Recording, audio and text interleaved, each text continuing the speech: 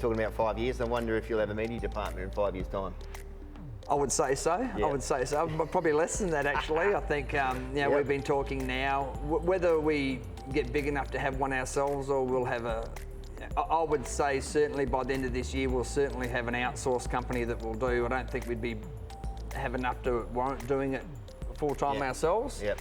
With the media, traditional media, I think, with magazines and all the rest of it, they're really quite expensive as advertising in magazines, and whether you're getting that bang for your buck anymore in advertising in traditional magazines, I just don't know if that's there. So that money can then be spent into doing it into social media and and doing it online and New getting platforms are coming online. Yeah, and I think what young blokes now are reading a drilling magazine. They're on LinkedIn, they're on Facebook, they're YouTube. They're on YouTube. They're looking at it. They're not sitting there looking at, reading a drilling magazine.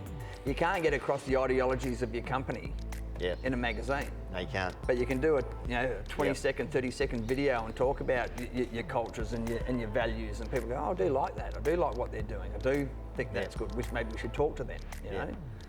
Within the next 2 to 3 months, we'll have an outsourced media company that we'll do. And then depending on that growth of how we do it, and then it's as you know, as a business person, you look at the value and you go, well, does it warrant, we're doing enough of it, does it warrant having it full-time in-house? Yeah.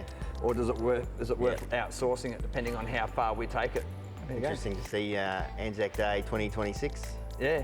We'll have to mark that in the calendar, mate. We'll mark it in the calendar, and we'll have a chat, have a beer. We'll do that, and we'll have a bit of set up a food thing, and we'll be having our grand opening here at some point fairly soon. Yep.